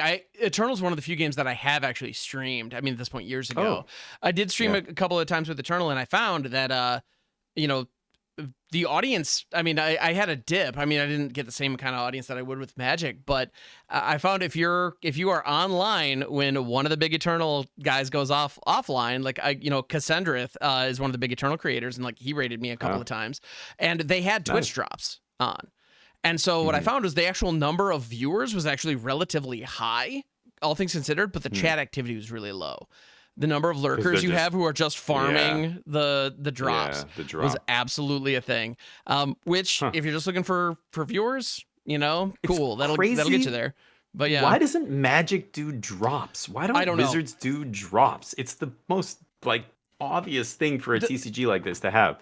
Arena activity and Twitch the Twitch audience would double overnight if they did arena drops. It would be insane. It doubles conservative, to be honest. I think the amount of the influx of activity onto Twitch would be bonkers. The number of arena creators who would be making partner on Twitch if they could throw drops into their streams. Yeah. I mean, think about that. Like that would be that'd be incredible. Talk about a way to get back to the community in a way that everyone will praise you for. It's right there. And it doesn't even have to be given away a lot either, No, like it'll make it even more exciting if you do it not that frequently, like once every few months or once every 6 months, maybe twice a year or something. Yeah, but if you watch it, this 50 gems, like it doesn't have to be a lot, Yeah, sure. It doesn't have to be for this many years. It's been around, but they haven't done a single one. It's kind of crazy, not even one. But anyway, so we got deep talking about this because you were asking me what's coming up. I was talking about maybe doing 24-hour streams, but I haven't asked you what's coming up for you. Anything special in September? In September specifically, I mean, just the amount of content that I've been putting out these days is kind of bonkers. I've been focusing a lot more on my YouTube channel, a lot more shorts. I've been trying to do weekly deck techs along with everything else, which is different. So I'm trying to get back into that game, which is something that I know a lot of people out there do like daily deck tech videos, and that's one of their primary pieces of content. I have nothing but love and respect for people who can do that. I don't have that. If I'm going to stream for 6 to 8 hours and that's going to be a good stream, I'm not gonna, I don't like recording videos while I'm live if I can help it. I am starting to get to a point where I'm willing to pull some of that VOD just for gameplay footage, but even with a deck tech, I still record the deck tech itself offline, but in any event, part, I'm doing more of that. So if you want to see that Smuggler Surprise Rottenmouth Viper list that I was talking about, I did just release that to my YouTube channel. So so that's out there, which is fun. I've never done deck techs. I don't know. I guess I should. I just can't. For me, it's a content thing. Like I could. How could you produce a deck tech video every day? That means pretty soon, like within a week, you're scraping the bottom of the barrel for decks, right? Because I mean, what are these deck techs you're doing? Like some random like all will be one combo deck or arcane bombard or some like off the wall. Like you have to, right? There's just the you gotta go like super duper deep. And you got to be willing to put out a deck tech of a deck that sucks. Like you need to be willing to throw 75 cards together, play a bunch of games, and do like a deck tech with. And that's why a lot of those folks do like the follow up afterwards. It's like, well, final thoughts on this deck. What do we think? And I've had a couple of times where I've noticed in the end of those videos, they're just like, like this card, and this card, they shouldn't have been in here. That was actually pretty bad. This is definitely not a good draft. I know, and then at the end of the day, so they fire it, and it's like, but then it's like, okay, so why, as a viewer, why would I watch your channel if a lot of it is just garbage that we just have to make a video? So here's a deck, and maybe it's good, probably not, because we're scraping the bottom of the barrel. But so why am I even tuning in for this then? Like, because you like the delivery of the person doing it. I guess it's fun. It's just got to be the vibe and the content, just like a stream, and that's fine for people who want to do that. But for me, that's the stream. If you want to see me iterate, and you want to see me fumble, and you want to see the losses, that's live. Live. And that's fine. And when I go to put it on a video like this, the Smuggler Surprise video, I played 5 games, and I was even offline for that one. Normally nowadays I've been actually working with an editor to pull like games off my stream, which has been very helpful. Nice. But for this one, I just kind of like slapped something together real quick just early today, and I actually just played a couple games off offline. That way I could just drop and, drag, drop, cut, paste, go. It was a pretty quick edit. But the thing that I played 5 games and 4 of them made it to the video. Like there was one where it's like I kind of made a couple of boner plays. It was a bad mulligan. The game really wasn't interesting. Like I'm just gonna And you could say that it was me cutting a loss, but the reality is that loss also wasn't fun to watch. There were the 2 losses that did make the video. I think actually there was some back and forth. There was kind of, you got some interesting insight on what that matchup looked like, or me being a boner and trying to be funny about it. Like that was, but there was content there to be had. And when you get done with a game, whether or not like this will be fun to watch, whether win or lose. So that's an interesting element of it too. It's I want to do deck techs, and I've done series with decks. I'll try and play a 5-match set. So I used to do events, but the problem was we would jump into an event. I would say, okay, we're gonna play this tier 1 deck, and we're gonna jump into an event and see how it goes. This is gonna be the video, because they're nice and self-contained. They have a beginning and an end. You're not gonna be it's not like the ladder where you're just playing forever on the ladder, right? So I would do an event, but then we would play against really janky decks sometimes, because that's like in the events, they're just some random, and it was just not good content. We either steamrolled them or I don't know, their deck doesn't do anything, and it's just. So I know what you mean. So I've even trying to record videos on the ladder, even at diamond or higher, but it's the same thing. 1 out of 5 matches will be against some person who has like a wild deck that nobody cares about. So it's like the viewers, they want to see, how does this matchup or how does this deck line up against all the other matchups in the top, tier. And when we're playing against rogue decks and stuff, half the time it's not really, So I know what you mean. It's tough, but deck techs as well. I want to do them, but I feel like in a week they'll be irrelevant. Like I'll do a deck tech, and then next week it'll be like, oh, actually this deck's great now. That's really good against our deck that I just did a deck tech for. So just I no longer endorse that deck, and it's like it's only been like 5 days. It's like, but that's Magic. That's how quickly it moves in the competitive world. Like from week to week, you're trying to stay on top of what's relevant because it keeps cycling, right? So anyway, I've been talking about this kind of stuff on the channel, but yeah. Yeah, it's funny you mentioned that, because I've gotten into trouble a couple of times with my Sell Me This Card shorts, because they're all individual cards, and I'll bank like 5 or 6 episodes at once and release them over time. And I've had a couple of times where like I did one for Ral Monsoon Mage where I kind of gave the card a hard time. Like I didn't like it, It's like, and in the video, I believe I was pretty clear that like, I think it's okay in Storm, and that's the only place that anyone ever wants to do it. And so with the conceit of this being an investment of, okay, do you want to invest in this card? It's like, well, it only appeals to Storm players, so no, I'm not interested, in a card with that narrow of an appeal. And then Ruby Storm became a thing in Modern, and so I recorded it, and then like 2 or 3 days later I posted it, and then 4 days after that somebody commented saying, man, this didn't age well. And it's like, and it's like, what are you talking about? It hasn't aged well. It hasn't aged yet. It's been at 4 all. days. Yeah, but also, I mean, you have to be super specific about what you're talking about. Were you referring to Ral in like across all of Magic, every format? Like I always have to qualify. I'm talking about Standard here, or I'm talking about Pioneer, or I'm talking about Like, I don't even bother trying to predict. Like, people will ask me, do you think this will see, or what do you think you'll see play in Modern from this next set? Like, I have no clue. You kidding? In a format that big? Let somebody else waste dozens of hours figuring it out. I'm not gonna, I don't know. I could guess, but it would just, most content creators, that's what they're doing. They're just guessing at, Everybody's just guessing. We're trying to guess, you're trying to see the future, man. We can't do that. And in Standard, it's, at least it's a little bit smaller. You can kind of predict a little bit more accurately, but yeah, sometimes, I don't know. People never talk about what format they're, or even on Arena, they'll just be like, what? You don't like such and such deck? I've been crushing with it. And we have this big discussion back and forth because I'm like, how are you really? Oh, wow. And you're playing this? And I'm like, wow, I haven't seen any of that on the ladder. But why? What do you do here? Or I say, what? You're only playing 24 lands. You're not playing 25 or 26 in Domain. Oh, and then I find out they're playing best of 1. And I'm like, oh, God. Yep. Dude, I'm like, we just talked about this for 20 minutes because I thought you were referring to a real deck here. You're talking about best of 1. Oh, well then, throw out everything I said. Of course it's, whatever this or that, or, it's just people don't tell you. Now you have to specify best of 1 or best of 3, not just format. Makes a huge difference. Yeah. Yeah. It's Yeah, it's it's amazing. interesting, and I like the Uh, content. I like deck lists coming out and stuff. I should try and do more of that, but it's tough. hey, You know, but even yeah, yeah, when it comes to YouTube and when it comes to that kind of content, for me, I've always been of the impression that I will make a video when I have something to say or when I have something to share. yeah. If you're not feeling hot on those decks and you don't know how to do a formal deck tech, then don't do it.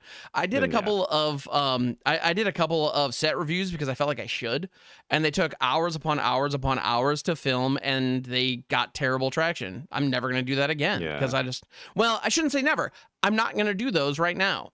I don't feel like it's an appropriate Yeah. use of my time, so I'm not going to bother. For If that constructed, like I changes in the said, future, cool, I guess. But like, well, and as a janky brewer, I mean, who wants to watch a full deck or a full set review for what are fun cards to build janky decks around? Like, yeah, that's the target audience is pretty lax there, yeah. and And I mean, especially because half the it's time it's just like this draft common isn't a good build around.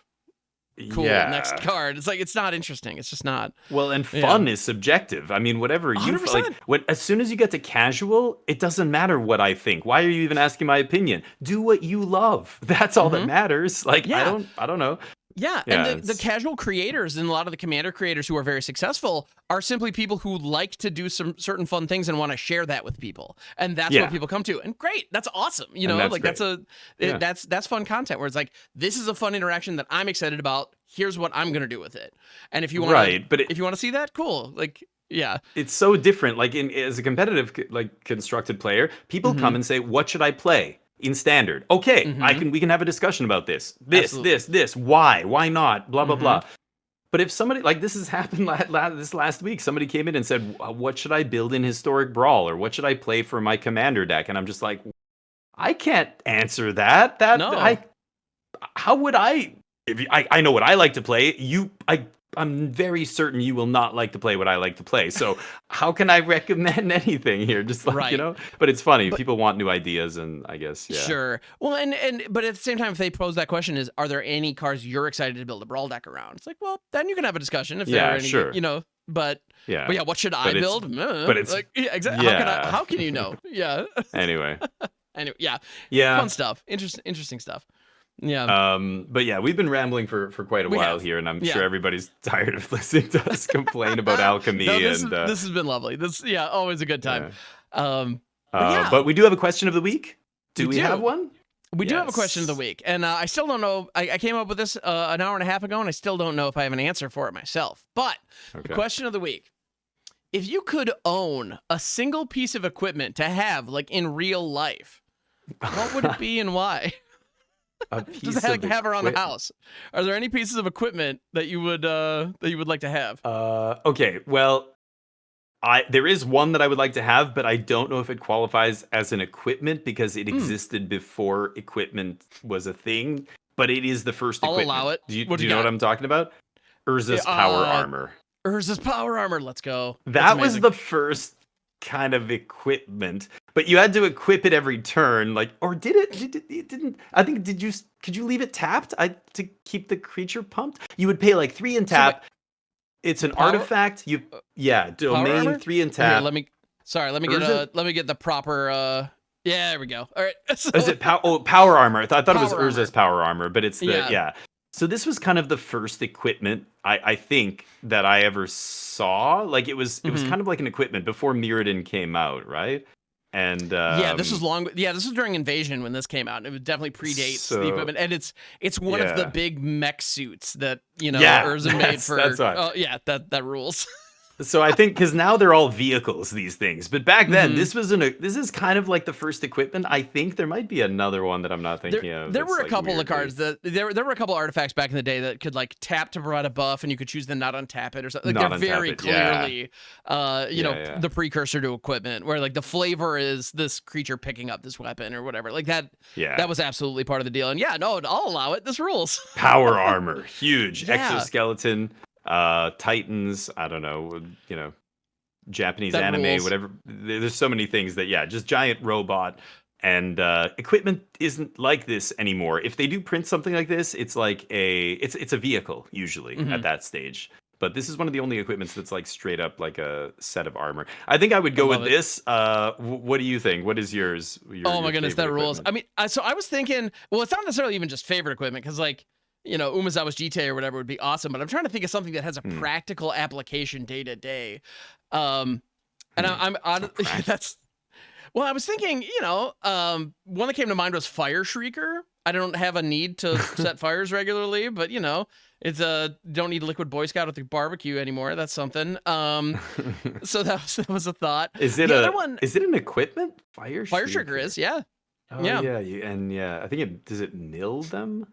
No, Fire Shrieker, it grants double strike. Double strike. It's a staff that actually is clearly launching fire out of what is some kind of ornate. You want a flamethrower, yeah. I totally want a flamethrower, yeah. Like, who doesn't want a flamethrower? Nice. That rules, yeah. It's true, yeah. But yeah, it's an equipment for 3, equips for 2. The equipped creature has double strike. So yeah, this was in, I think, the original Mirrored in Black. This is one of the first pieces of equipment that ever entered the game. And yeah, I don't know. I just think that's cool. There's something about it. I have no use for a flamethrower. In fact, legally, I should definitely not be able to, actually acquire one. But at the same time, what kind of licensing would there be for a power armor? I have a feeling the local government might not love you having that. But I don't know. Move to Florida. I think you might be able to get away with it. Yeah. Florida or Texas, you can probably have a flamethrower legally. Yeah, exactly. An open carry flamethrower. Yeah, you can take that my Fire Shrieker from my cold dead hands. Anyway, yeah. But sorry, we're not talking politics. Anyway. Yeah. Least favorite equipment, Shuko right now. Stupid Very Shuko. much Shuko.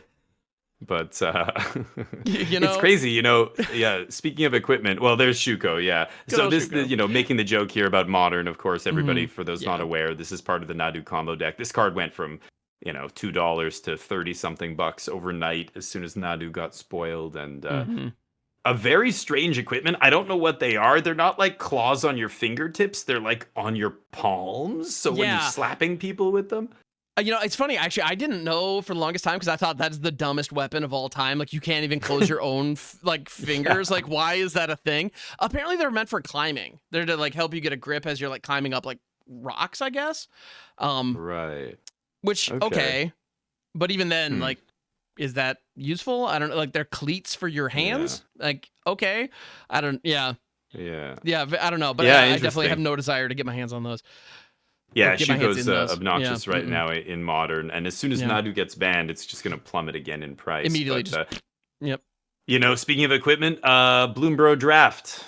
Apparently, I forgot. I'm sure other people know this, but Sword of Fire and Ice is in that set. And let me tell you, speaking of equipment that you don't want your opponent to have in a game of Limited, oh my god. If somebody opens this random, ridiculous special guest card in your draft pod, you're going to have a bad time. Unless it's you. And then you're going to have a great time and everybody's going to hate you. It's so powerful. It's probably the #1 card in the set to open because, of course, it's not from the set. And that's why. Swords to Plowshares is another one that's got to be like one of the top cards. But why? Anyway, talking about equipment, it just reminded me. I saw this week in the draft. But which anyway, I gotta be honest, the Bloombro Sword of Fire and Ice though is pretty cool. It looks like it's some kind of like fish skeleton that has been enchanted. Like it's an interesting design. I like the sword, but yeah, it does look cool. Anyway, I don't know why it's in there. No other swords are in there, right? They just picked one and threw it in. I also love the idea of, people compare this to Redwall, but every now and then some of the artwork definitely reminds me of Wind in the Willows, and I think that book would have been a lot more interesting if they were carrying swords. Just saying. Yeah, Wind in the Willows. I haven't thought about that in a long time. Oh yeah, probably since you were about in like 3rd or 4th grade when you had to read it for school. Yeah, that's what... Super. Yeah, a long time ago. Cool. Rock on. Well, that's gonna wrap it up. Maybe we can ask Fabretto next week what his what his equipment of choice would be. Yeah. But I feel like I was also thinking of like maybe rabbit battery just as a pet. That could be pretty fun too. I don't know. Rabbit battery. Yeah. That'd be pretty sweet. I'll take my power armor. I think I'd have more fun with that. I think that's correct. Honestly, this is just the right answer. I didn't even really, you're right. I'm kind of cheating. Awesome. It's technically not an equipment, but no, it predates equipment. It counts anyway. But thank you everybody for tuning in. We do appreciate it. Please subscribe to all the things. Also check out all of the links that we mentioned, as well as links to our streams and YouTube content. It's all available in the description. So hopefully we'll see you on all those various places. So thanks so much everybody, and until next week, take it easy. Have a good one. Bye.